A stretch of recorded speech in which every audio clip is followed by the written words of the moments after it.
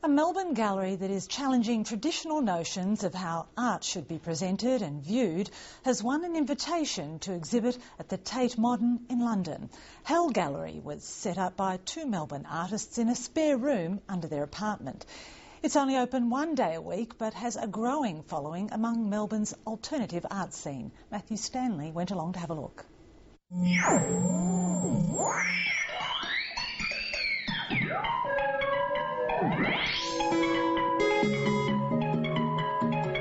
So to make people feel relaxed, we created all these distractions, like having DJs, having this side room where we have bands play. We have these outdoor monitors where we show movies.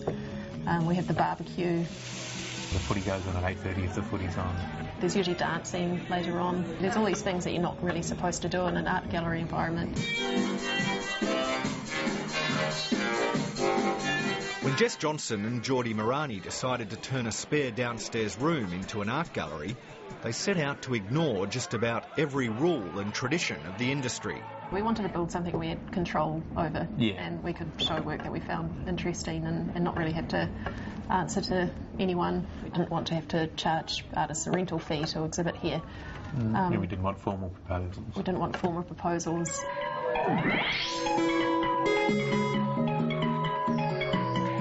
The result is Hell, a gallery that's almost an artwork in itself. It's like being in a theme park ride. The focus is on offering alternative artists the chance for their first solo show.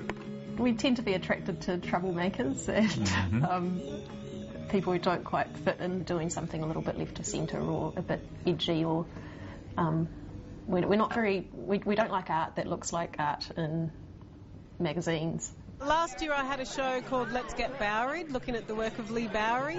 He's a famous artist from Sunshine. It was about dressing up and the impact that costume can have on how people are responding to a party, I guess. Are we repeating the theme? Yeah, I guess I am.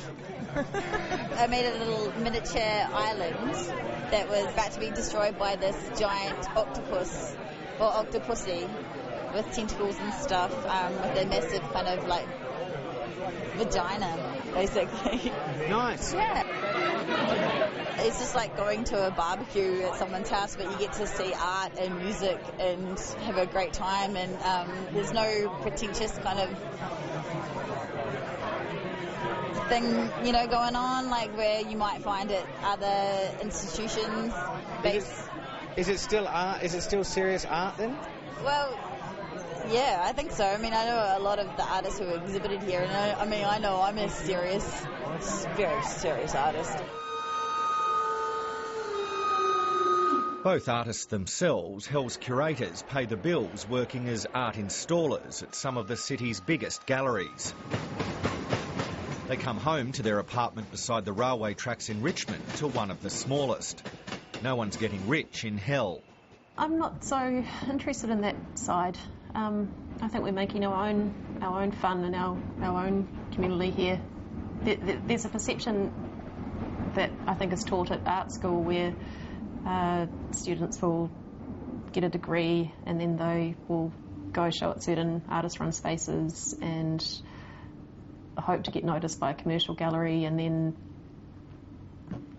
it's their dream to get represented, and then they live happily ever after, and that doesn't really happen for hardly any artists that we know. No one really makes enough money to survive on it, so it's a lifestyle choice, I guess.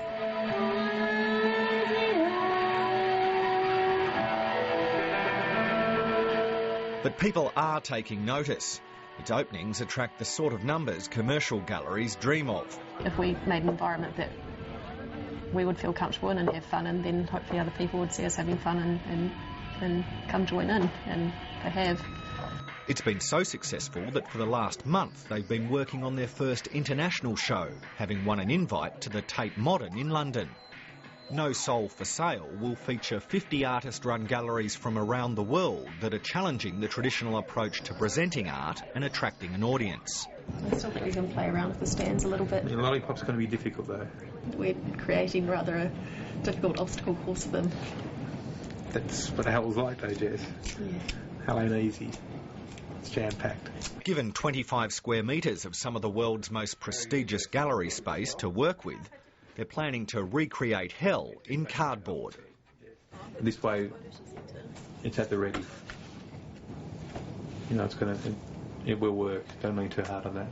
For Jess Johnson, it's a return to familiar territory, but in a dramatically different guise. Before setting up Hell, she worked briefly at the Tate Modern as a gallery attendant.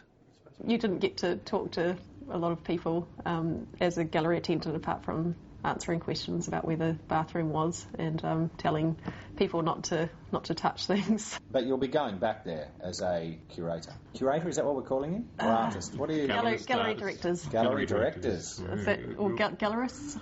Is a gallerist. Gallerist? Yeah. I don't know. Gallery director sounds more powerful though. Okay, world domination. World domination is our aim. Yeah.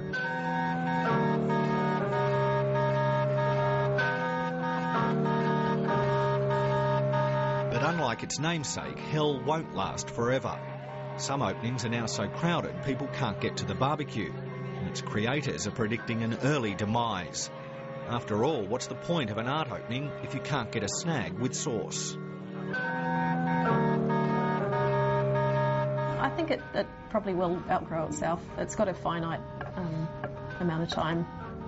Yeah, and it is about here as well, I think. I mean, name-wise and all that, it's kind of rooted in this place in a sense. And other things will pop up to take its place.